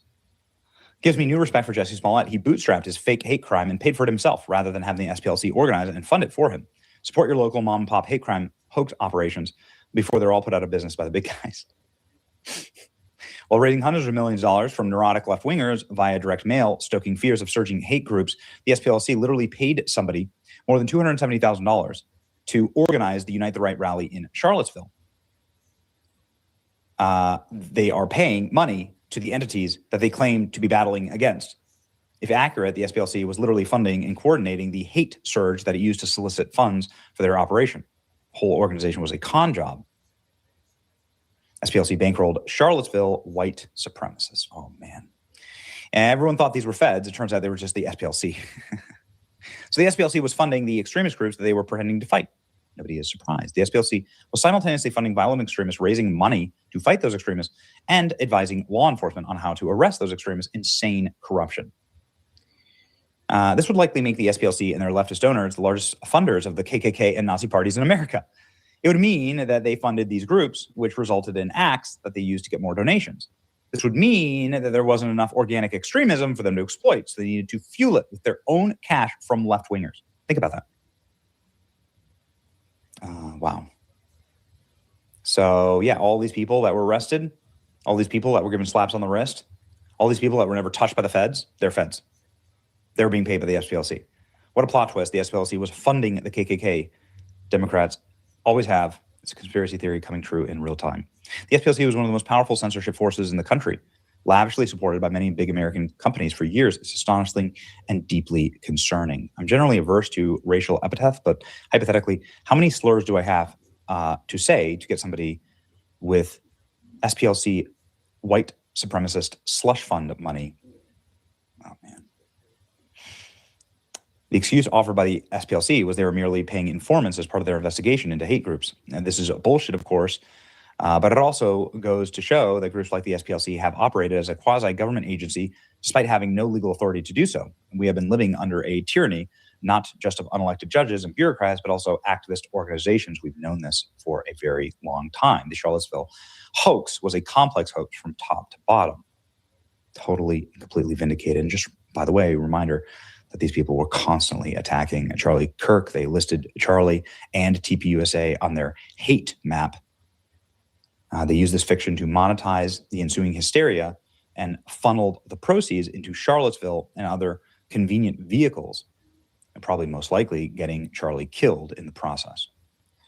SPLC knowingly created a hit list they could sell to their donors, put the lives of conservatives in the crosshairs to do it. These are not actions of a charity. Yeah, these are actions of an evil organization.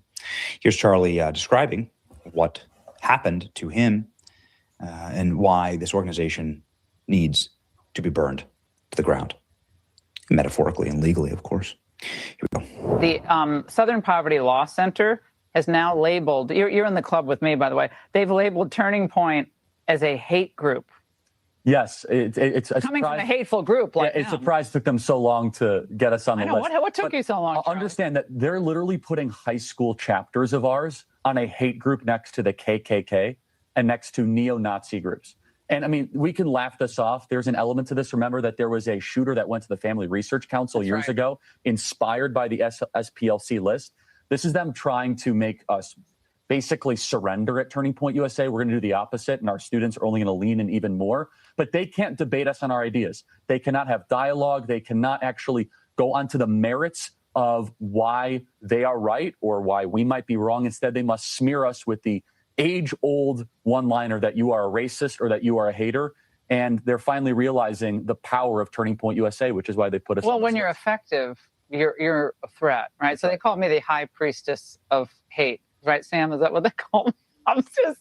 Congratulations. 2008. Oh, it's old. It's so old. But again, the Democrats, I think they appeal to a certain very whiny man. That's right. It's like the pajama boy, whatever they're calling them. You remember that Obamacare advertisement? I never forgot that guy. It was the archetype of the liberal What they man. think a man Yes, is. that's right. Never standing up for yourself, very feelings-based, no assertion, no drive, no grit, almost always pandering to the zeitgeist of the times, where it turns out, especially in the heartland of this country, the American man is still alive and he wants his country back. And they showed up in record numbers for President Trump, and they're rejecting the Democrat Party. They're the backbone class of this country. They make the country work.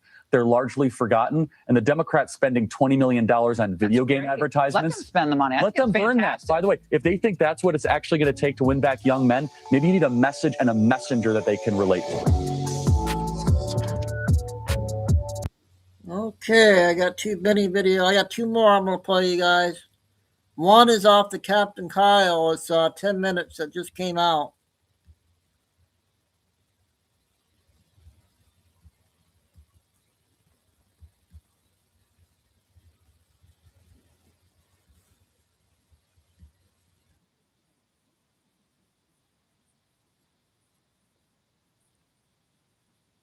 Shows up at your front door selling you the contract to clean up the cockroaches. That is exactly what the Southern Poverty Law Center has been doing to America for decades. And it is worse than anyone is telling you, because this connects straight into Charlie Kirk's assassination and straight to the very fine people hoax that got used against Donald Trump for 8 years. So let's go through the whole thing. Yesterday, Acting Attorney General Todd Blanche and FBI Director Kash Patel stood at a press conference in Washington and announced that a federal grand jury in Alabama had indicted the Southern Poverty Law Center on 11 counts. 6 counts of wire fraud, 4 counts of bank fraud, and 1 count of conspiracy to commit money laundering. So between 2014 and 2023, according to the indictment, the SPLC secretly funneled more than $3 million of donor money to leaders and organizers of the very groups that they said on their website that they were fighting. The Ku Klux Klan, the Aryan Nations, the American Nazi Party, the National Socialist Movement, the American Front, and the United Clans of America. And the piece that the mainstream media is handling with a pair of tongues this morning, the piece at the center of the whole indictment, is this. One of the SPLC's paid operatives was a member of the online leadership chat group that planned the 2017 Unite the Right rally in Charlottesville, Virginia. Let me say that again. The Southern Poverty Law Center, the organization that has been America's certified referee on who counts as a Nazi for 40 years, had their own man on the inside of the chat group that organized the Charlottesville rally. 10 minutes. He attended the rally on SPLC's instructions. He helped coordinate transportation for the attendees. He made racist postings under SPLC supervision. And between 2015 and 2023, the SPLC paid this guy more than $250,000. So the SPLC did not just document the rally that weekend. The SPLC helped run that rally and make sure it was a success. And then on Monday morning, they went back to their own website and they asked grandmothers in Alabama for donations to fight the hate that their own employee had just finished helping to stage. So that is Charlottesville. Now, 4 months before Charlie Kirk was assassinated in September of 2025, the SPLC added Turning Point USA, the youth organization that Charlie founded, to their hate map. They put TPUSA on the same list as the Ku Klux Klan. The same Ku Klux Klan, by the way, that the federal indictment now says that the SPLC was mailing checks to. So in the SPLC's own Year in Hate report for 2024, Charlie's name appears 18 times. Across their website, 38 separate posts. One day before he was shot, the SPLC's Hate Watch newsletter mentioned him again. And there's a pattern in here. In 2012, a gunman walked into the Family Research Council's offices in Washington, D.C. with a pistol and a backpack of ammunition. And he later told investigators he got the address from the SPLC's hate map. He said he wanted to kill as many people as possible. So yeah, the hate map is actually a targeting list. Now, here's the brief mention I promised. For 8 years, that same Southern Poverty Law Center was the moral authority behind the Very Fine People hoax. For 8 years, the mainstream media told you that Donald Trump at Charlottesville defended Nazis. Joe Biden pushed that line over and over and over and over again on the 2020 and the 2024 campaign trails. He said Charlottesville was the reason he was running for president. He made it the opening scene of his campaign launch. The source for the whole thing was, you guessed it, the SPLC. Just 4 months ago, Congressman Jamie Raskin, the top Democrat dog of the House Judiciary Committee, was lecturing America about how the SPLC needs to be relied upon to fight white supremacy, and criticizing Trump for trying to undermine their work. The same SPLC that, it turns out this week, had its own employee inside the Unite the Right leadership chat. You can't make this up. Now, this is the reason I said before that the story is worse than anyone is telling you this morning. The Southern Poverty Law Center is not a civil rights organization. The SPLC is a fraud factory. And the moment you look at how the money moves, the whole building collapses. The SPLC has a page on its website called Extremist Files. It is a public directory of neo-Nazis and white supremacists, their photographs, their birth dates, their hometowns, their criminal histories, and right underneath every profile, a donate button. The federal indictment names one of those profile extremists, a man named Paul Mullett. former Ku Klux Klan member, former director of a faction of the Aryan Nations, founder of the American Nazi Party in 2010. The SPLC put his photograph and his criminal record on their extremist files page and asked donors for money to fight him. And between 2014 and 2016, the SPLC was paying the same guy more than $70,000. Another profile extremist, a former chairman of the National Alliance, sat on the SPLC's extremist files page from 2016 to 2023. And during those same years, the SPLC was secretly paying him more than $140,000. So this is a calculated supply chain. The SPLC produces the villain on one page. The SPLC asks Grandma to donate to stop the villain on the next page. The SPLC wires Grandma's check to the villain on the third page. Grandma thinks she paid to dismantle the Klan, but Grandma actually paid the Klan. And the SPLC gets to keep a hefty cut. Now, watch what the money does once it comes in. The SPLC's website says today, right now, while their lawyers are picking out their trial suits, and I'm going to quote this directly, no government funds are received or used for its efforts. That sentence is sitting on their website right now. You can go read it. In 2017, the state of Alabama paid the SPLC $750,000 in 2 installments. The second installment, $375,000, was paid on August 7th, 2017. The Unite the Right rally happened in Charlottesville just 5 days later.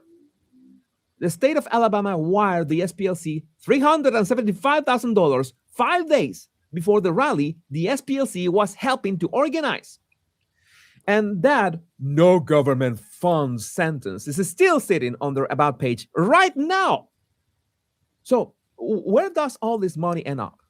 Well, they have an endowment of roughly $730 million. That is larger than the endowments of most American universities. They raise about $140 million a year in donations, and they spend about $110, which means that they bank another $30 million every single year.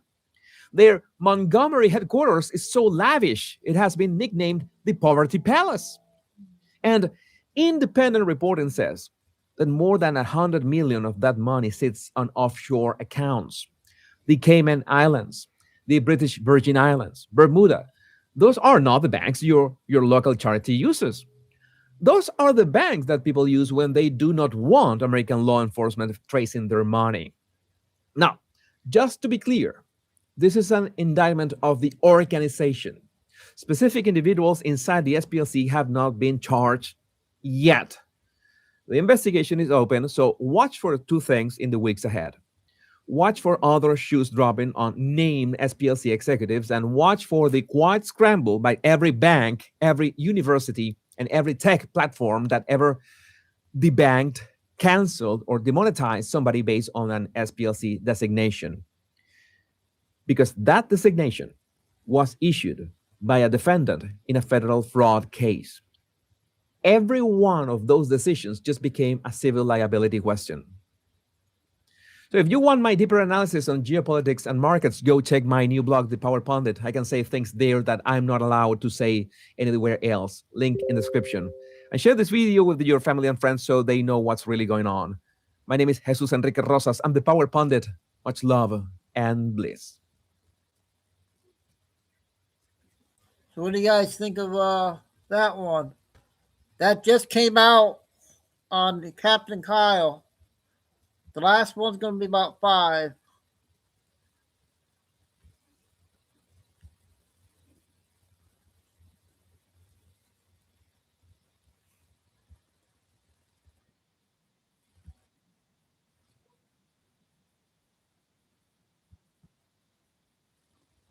By Real Raw News. 4 minutes.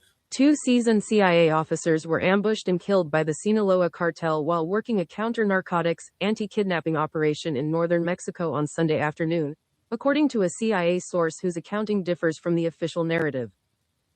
The U.S. ambassador to Mexico on Monday said 2 CIA officers and 2 Mexican officials died in a fiery car wreck as they were returning to the United States following a joint drug operation raid in the municipality of Morelos.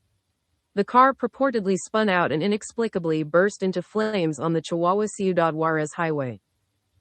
Per our source, a 15-year agency veteran familiar with the agency's presence south of the border, the official story conveniently omits several vital facts. 3 pickup trucks, their beds laden with armed narcos, surrounded the office's SUV and into it released a phalanx of gunfire that turned it into Swiss cheese.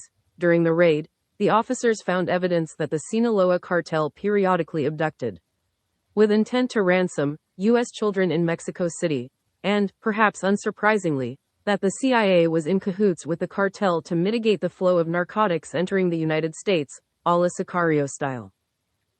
Sicario is a 2015 movie, and a damned good one, highlighting the U.S. government's inability to stop Mexico's numerous cartels from exporting drugs to the United States. Realizing the futility of such an endeavor, the CIA launches a deception campaign, forcing the cartels to war with one another, so that the CIA can reach an agreement with the surviving cartel.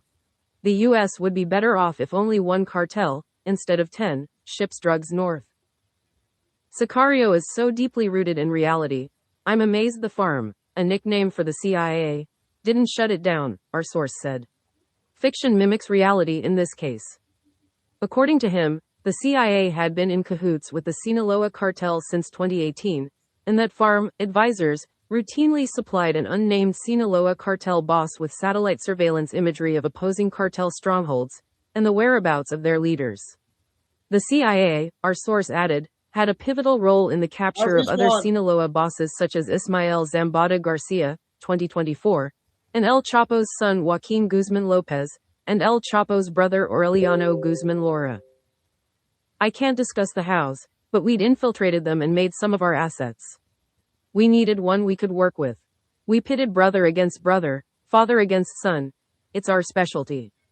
We had a good, I guess you can say, working relationship with them, our source said. But last week, he added, the CIA broke its non-aggression pact after obtaining credible proof that the Sinaloa cartel had expanded its criminality to include kidnapping children of American diplomats in Mexico City. When the U.S. Mexican Federal Police raided the drug house, their suspicions were confirmed. They found a ledger listing dates and approximate ages of kids, 15 in total, abducted in Mexico City over the last year and a half. They were bringing that info stateside when they got ambushed, our source said. From a certain point of view, the official tale is true. They died in a car crash. But only caused the car, and they were riddled with bullet holes and dead before the car exploded. This incident could actually unify the cartels, and that'd be a bad thing, cause we still have a lot of agents in Mexico, our source said in closing.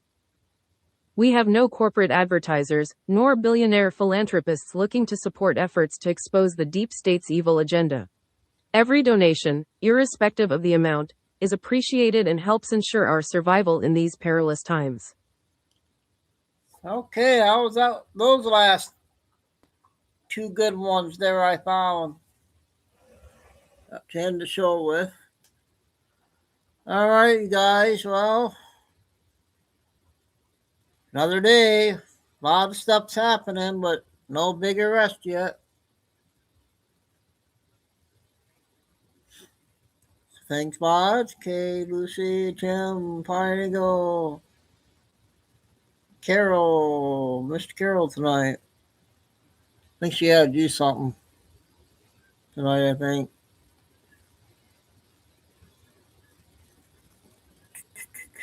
I think church she had tonight. All right, you guys. God bless everybody. Love all. Never please hit the like and stay safe, stay strong, keep the faith, and never give up. Signing off, Chico Dude, for another night, day until the 22nd of April. And